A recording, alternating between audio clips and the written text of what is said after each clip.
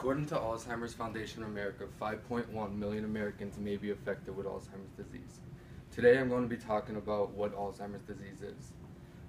After researching an article from the New York Times called "For the Edge on Alzheimer's Testing Early Treatments," Alzheimer's Foundation of America, alz.org, my grandfather and my father, and my own personal experience, I'm confident that I could talk to you guys today about what Alzheimer's is.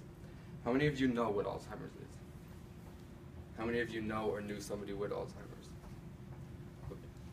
Today I'm going to be talking about three main points about Alzheimer's. 1, the causes, 2, the symptoms, and 3, how it affects the family members as well. Now that I told you guys what I'm going to be talking about, let me jump in and tell you guys about the causes of Alzheimer's. According to the article "For Edge on Alzheimer's Testing Early Treatment," you are most likely to get Alzheimer's if you are a female, are older, have an immediate family who has it, have a history of high blood pressure, have a history of high head trauma, or have the genes linked to Alzheimer's. Also, according to that article, there are 2 types of Alzheimer's: early onset and late onset. During the early onset one, you get it before the age of 60.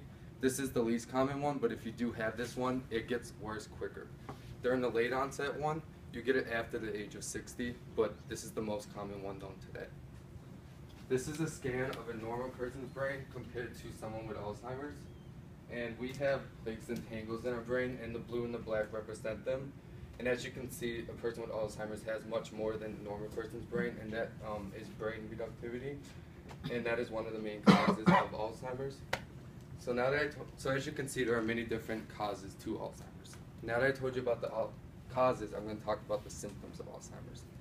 According to alz.org, the most common symptom is forgetting newly learned information. Along with that, you get disorientation, mood and behavior swings, suspicious of your own family, deeply confusion about places and times, and eventually to the point where you can't eat, talk, or walk by yourself. And also, according to the article, there are 7 steps to Alzheimer's. The first one is no impairment, which you don't even know you have the disease yet, like nothing is wrong with you yet. And as you go through each stage, they get worse and worse. And when you get to stage 7, that is like the worst they could possibly get, very severe decline. And unfortunately, that is what my grandmother had. This is where they can't eat by themselves, they can't talk, they can't walk, and they have to depend on everybody to do everything and anything for them. They can't do anything for themselves. So as you can see, Alzheimer's has many different symptoms to it as well. So now I'm going to talk about how it affects the family members. After talking to my grandfather and my father about my grandfather said that one of the hardest things about his wife having Alzheimer's was that she didn't know who he was. She used to call everybody Frank, Frank, Frank, and that was his name. But that's all she really knew about him. She didn't know that he was her husband. And he said that was so hard because they were married for so many years. And after talking to my father, he said that one of the hardest things was that his own mother didn't know who he was. Just imagine one of your parents not knowing who you are. That's a pretty hard thing to live with. And from my own personal experience, I lived with my grandparents for about 2 years. She used to wake us up in the middle of the night and scream, "Fire, fire." We used to catch her walking down the middle of the street. She used to get into things at night, like the frozen pretzels that you have. She used to try to eat them until it got to the point where we had to put her in the nursing home. But one of the hardest things for me is that she was diagnosed in 2006, and I was in 6th grade. So I didn't really know her as like a normal person. I always knew her as someone with Alzheimer's disease. I always wanted to know her as that person before she had the disease. And they used to tell me she used to love arts and crafts and singing.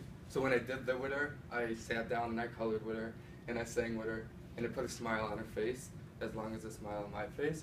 So as you can see, it does affect the family as well. So now that I told you guys about Alzheimer's, I'm going to leave you with some final thoughts.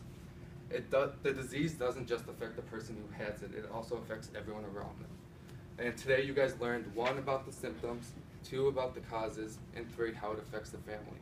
So hopefully you could all leave this classroom today and tell somebody about what Alzheimer's disease is. And I leave you with one thought. According to Alzheimer's Foundation of America, 5.1 million Americans may be affected with Alzheimer's disease. Will you be one of them?